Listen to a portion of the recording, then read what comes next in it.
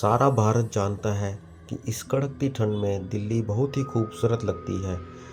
इसी कड़कती ठंड में हमें देखने को मिलता है बहुत सारा कोहरा जो अपनी चादर से पूरी दिल्ली को ढक देता है और कई दिनों तक धूप भी नहीं निकलती। पर क्या हो अगर ये कोहरा अपने साथ कुछ ऐसा लेकर आए जो आपकी ज़िंदगी बदल दे। आज की कहानी है राहुल और उसके दोस्तों की।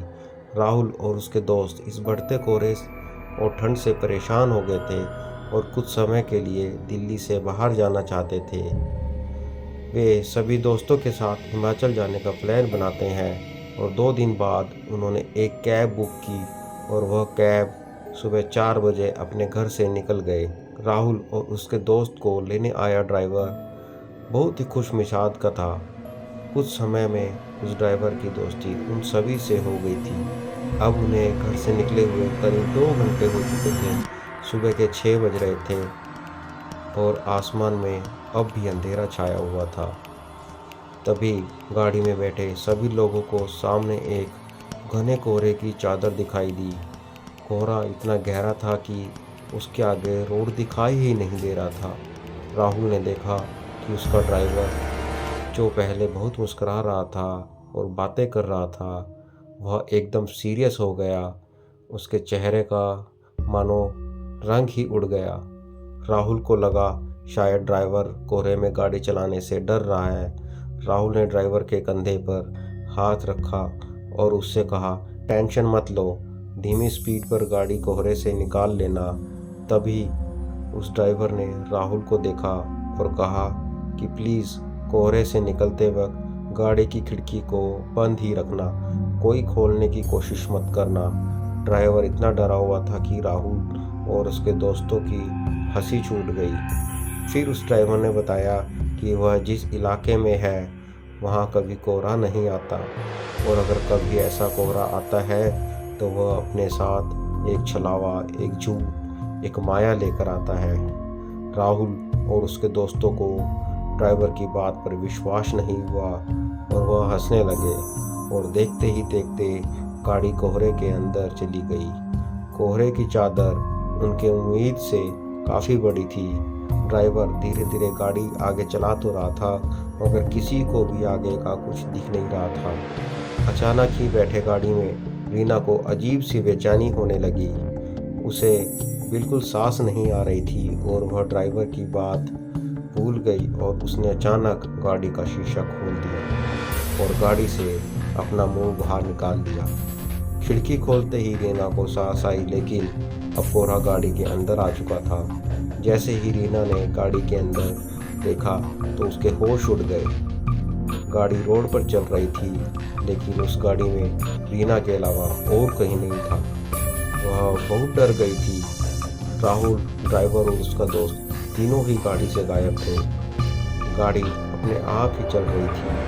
रीना ने गाड़ी से कूदने के लिए गाड़ी का दरवाज़ा खोलने की कोशिश की पर गाड़ी लॉक थी। जोर लगाने पर भी उसका लॉक नहीं खुल रहा था। जोर जोर से गाड़ी के अंदर चिल्लाने लगी।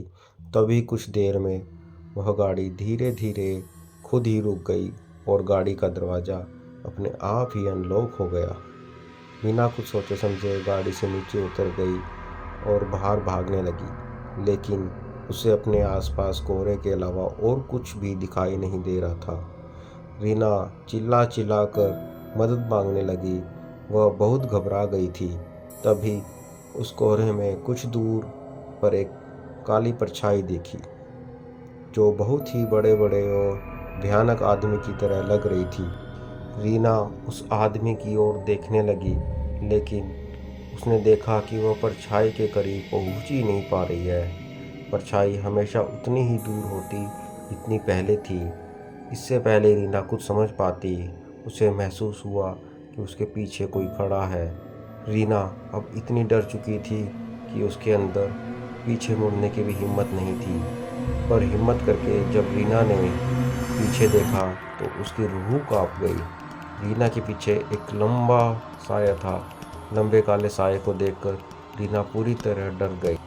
रीना को अचानक पीछे से बहुत ज़ोर से धक्का लगा और वह नीचे गिर गई। राहुल, उसका दोस्त और ड्राइवर वो अभी गाड़ी में ही थे। रीना ने जैसे ही खिड़की खोली थी वह बेहोश हो गई थी। ड्राइवर ने जैसे ही उसे देखा तो उसने उस खिड़की को जल्दी से बंद करने के लिए कहा। राहुल और उसका दोस्त रीना को जगाने की कोशिश कर रहे थे और ड्राइवर बस बार बार एक ही चीज़ बोल रहा था, गाड़ी की खिड़की नहीं खोलनी चाहिए थी। राहुल को अब ड्राइवर पर गुस्सा आने लगा था। उसको लग रहा था कि वह ड्राइवर सबको डरा रहा है। राहुल बस वहाँ से निकलकर रीना को हॉस्पिटल ले जाना चाह रहा था। राहुल ने ड्राइवर को गाड़ी तेज़ चलाने के लिए कहा। ड्राइवर ने राहुल की बात मानी और गाड़ी को तेज़ भगाने लगा, लेकिन कुछ ही समय में अचानक से गाड़ी के सामने एक लड़की आ गई और इतनी तेज़ स्पीड होने की वजह से गाड़ी लड़की से टकरा गई। गाड़ी टकराने के बाद ड्राइवर ने गाड़ी वहीं रोक दी। राहुल और ड्राइवर की सांसें वहीं अटक गई। राहुल तुरंत गाड़ी से उतरकर लड़की को देखने गया। उसने देखा कि एक लड़की खून से लथपथ रोड पर पड़ी है। राहुल ने जैसे ही उसकी शक्ल देखने के लिए पलटा, उसका दिल दहल गया। खून से लथपथ पड़ी लड़की कोई और नहीं बल्कि राहुल की दोस्त रीना थी। राहुल को कुछ समझ नहीं आ रहा था क्योंकि रीना तो उसके साथ गाड़ी में ही थी। तभी वह तुरंत गाड़ी की ओर गया और देखा कि पूरी गाड़ी बिल्कुल खाली थी। गाड़ी के अंदर तो और कोई भी नहीं बैठा था। राहुल को कुछ समझ नहीं आ रहा था, वह बहुत ज़्यादा डर चुका था। राहुल ने रीना की बॉडी को उठाकर गाड़ी में रखा और ड्राइवर की सीट पर बैठकर गाड़ी को चलाने लगा। राहुल उस घने कोहरे में बस तेजी से गाड़ी को चला रहा था। तभी चलती गाड़ी के सामने 12 फुट लंबा साया आ गया। राहुल की गाड़ी के स्टीयरिंग पर से कंट्रोल हट गया और वह गाड़ी पेड़ से जाकर टकरा गई।